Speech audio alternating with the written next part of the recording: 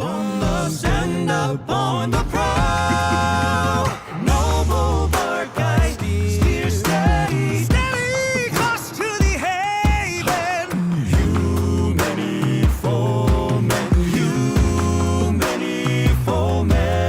Hey everybody, welcome back to the Katie Loves VoicePlay podcast, episode 4. We're going to jump right in and talk about a very, if you haven't seen the most recent video from VoicePlay, which is sweeping the nation, whenever this uploads, you'll probably have seen it by now. Mr. Screamy Eli Jacobson. Oh my God. And I will say that because he kills it every single time when he does anything. When he opens his mouth, it's just chaos, vocal chaos. But I will say, I know that, I'm here to talk about Ellie, but I just have to say one thing about that arrangement. Well, a few things, but one thing. Jeff, my man, fist bump to you. This arrangement was completely... I can't even describe it. It just... jaw-dropping, really. Like, give me a sec. Gotta pick my jaw off the floor here. Oh, there it is. Okay. And, yeah, wow. There's so many notes that I could say about it. But, maybe I'll do that later in this podcast. Once I get through every member. I might just go through, some of my favorite songs and talk about why. I don't know. But, yeah. Ellie screaming his soul right out of him. That always gives me chills. Because when you listen to Ellie, and when I first listened to him, absolutely loved his voice. I've always loved it. It's silky, it's smooth, has kind of that R&B feel to it. Like, he could easily do R&B. I think he could easily fit into that kind of caliber. But he also has the rock tenor down. And if VoicePlay isn't working out for him in the next couple years, could see him signing up for another, a rock group, tenor-wise, hit him up. Yeah, he just always shocks me. Even when I think that there's something that I've already heard before, and it's like, oh, I've already heard this. He comes up with some of those notes, and it's like, damn, boy, what in the hell did you eat this morning? Or did you even eat at all? Did anybody give you coffee? What did the guys do to piss you off to bring out that? Go watch Hoist the Colors. You'll see what I mean. As a more visual for y'all, go watch Hoist the Colors. It's really well done, and Ellie gets very, very angry in that. Extremely angry. But, extremely well done. So, getting to Ellie. He is just amazing. I know I say this about every single member of VoicePlay, but he definitely stands out to me in a way that I never really thought before. He always has a tendency to, whether it be him working on arrangements, which I don't think happens a lot, but when he does it, he definitely has so much passion, and he brings so much to the table. There's, a 52 card deck of cards, and he goes through every single card in, one song, and, his vocal agility, always, my God, it just, I do get goosebumps when it comes to amazing stuff.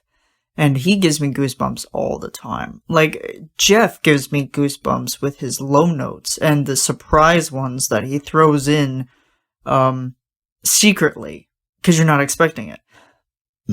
Pardon me. Oh, there we go. The inaugural burp right in the podcast. That's amazing. Go me.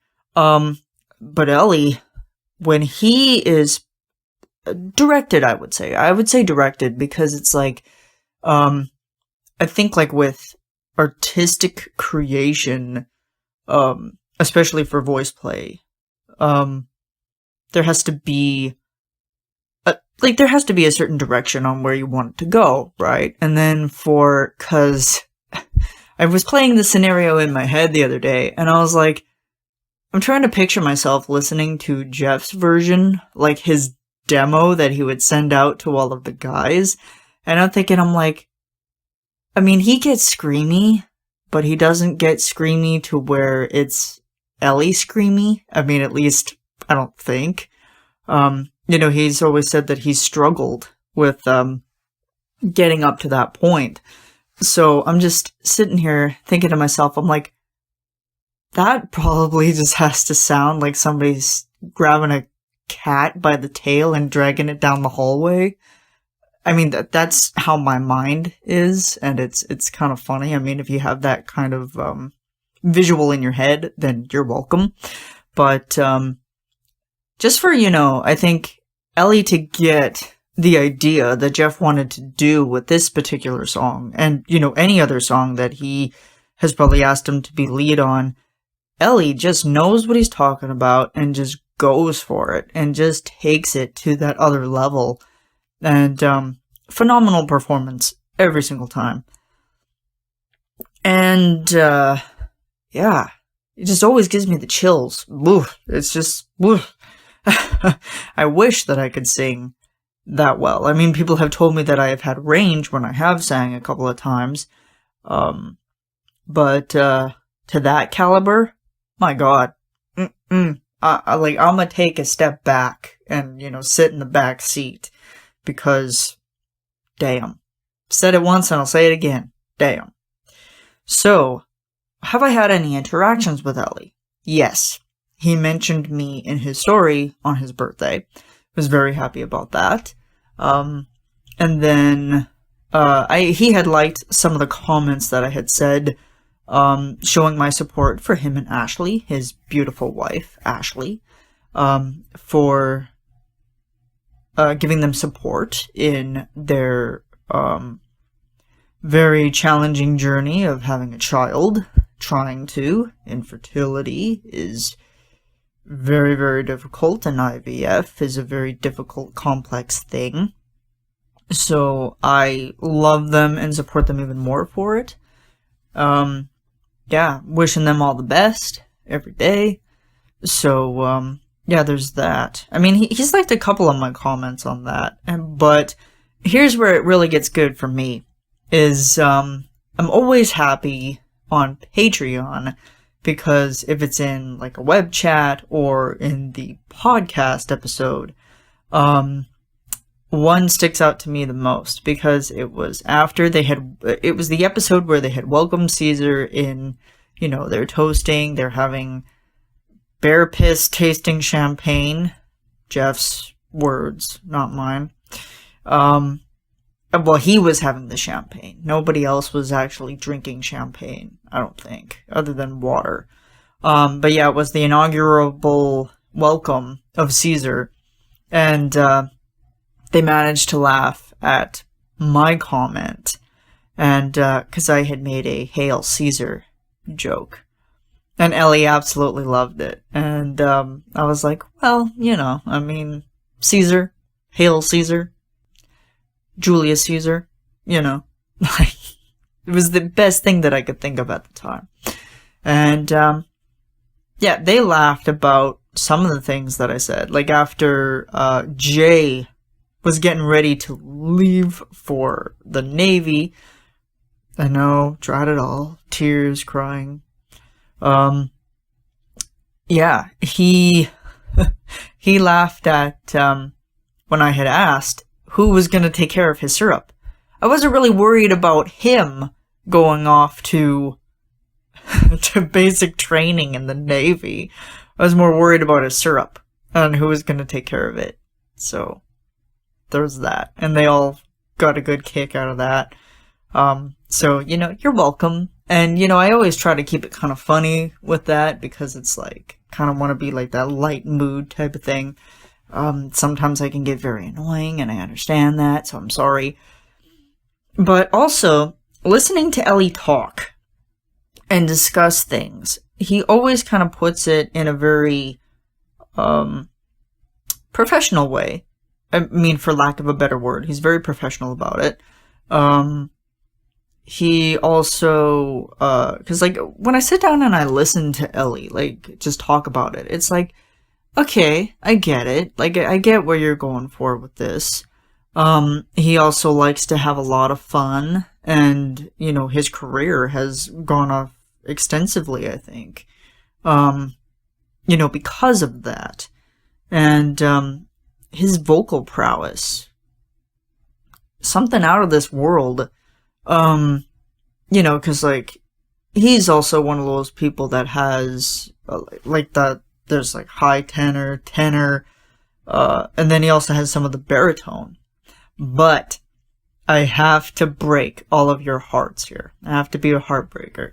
So, in Moana, Ellie did not do the bass line.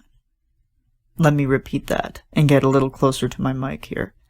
Ellie did not do the bass line in Moana. It was Jeff. Sorry, I know, I'm terrible.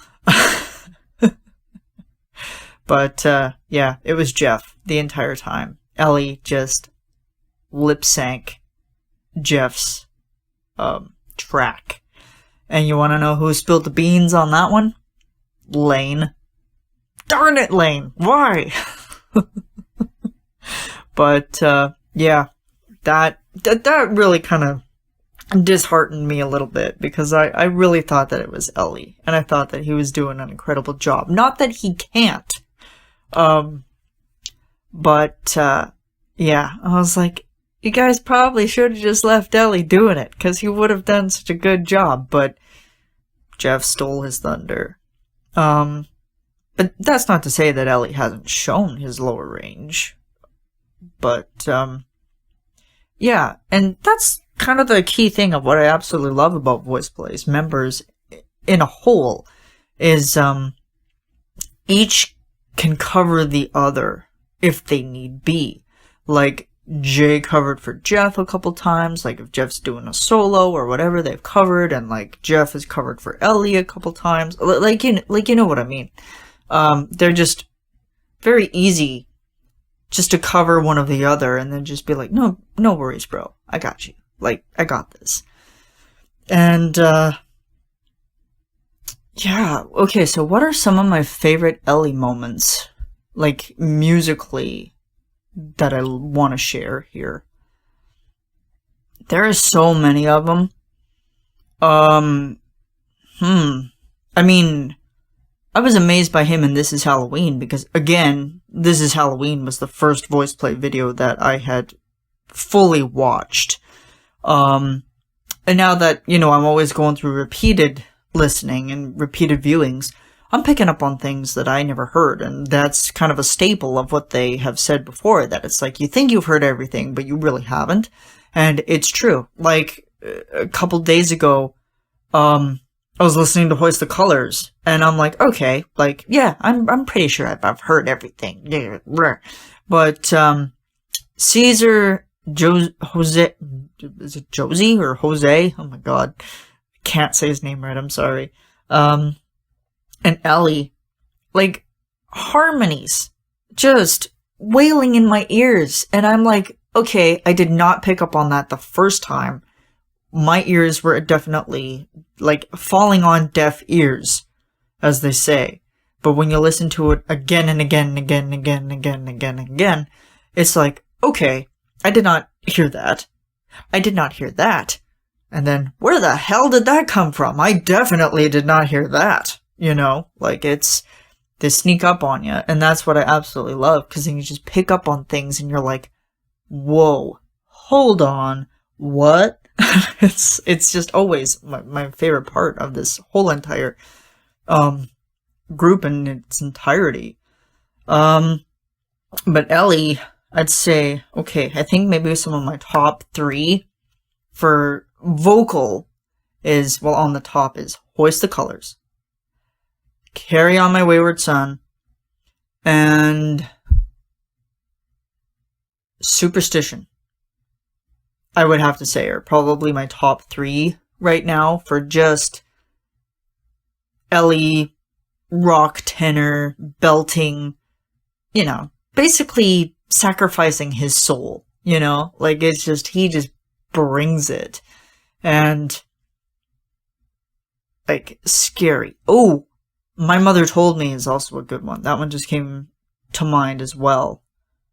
'Cause, wow. Again, like, I mean, I'm probably repeating myself here, but I always get chills. 'Cause I never know what he's gonna do. I never know what's gonna be set up for him. Like, he can go from screaming rock tenor to soft, sweet, and gorgeous. One in particular that sticks out for me for Ellie is, I mean, Tennessee Whiskey. I mean, I know it's very cliche to say because it's like smooth as Tennessee Whiskey, but some of the runs in there that Ellie manages to do, like riff, run, I forget the difference. Yeah, he just has the gorgeousness. And I'm gonna bring this one back real quick. Can't Help Falling in Love. I don't think that one gets a lot of recognition that it should, and I think it also is one of those arrangements that gets forgotten about, but that one swoons me and makes me on the verge of tears every single time because it's just so beautifully done. And again, Jeff, amazing work. I don't think he gets enough recognition that he should for his arranging style and talent. Absolutely incredible. And Ellie, powerhouse of a singer. Powerhouse. Funny guy, too. Absolutely funny. You know, never mix Zyrtec and Ambien together, and don't mistake one for the other, because it will end up, very, very terribly for you. Yeah. Don't do that.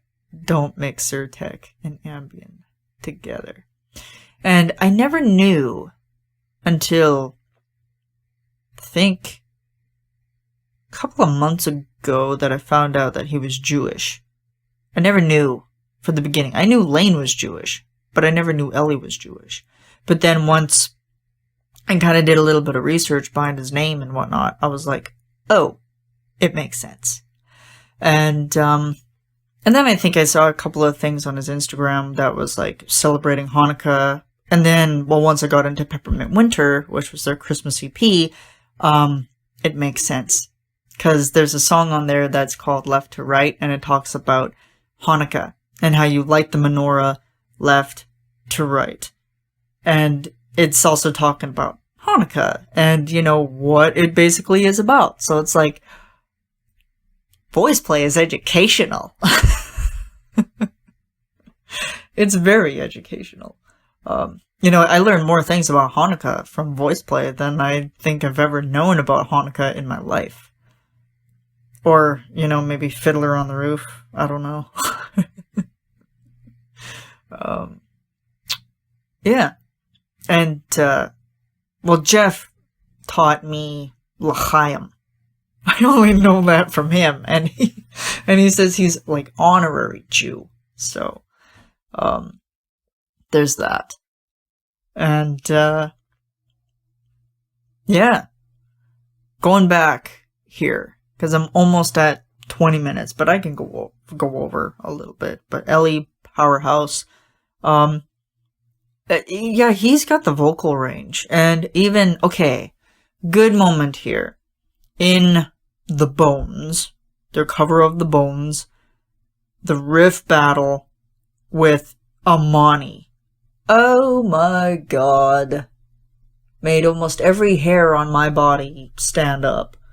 And, you know, he was, like, very gracious about it. He's like, I'm so happy to have lost this battle to Amani Wilkins, because she's Amani. I'll have to get back in. I'll have to probably do an episode to her, later too, because, oh, she's amazing. But anyway, I think that about wraps it up. I hope that I didn't get too repetitive, and I hope that I didn't sound too boring for you, as hopefully I managed to kind of get some key points across. I always find it's hard sometimes talking about some of the members of VoicePlay when I don't have that much information at hand.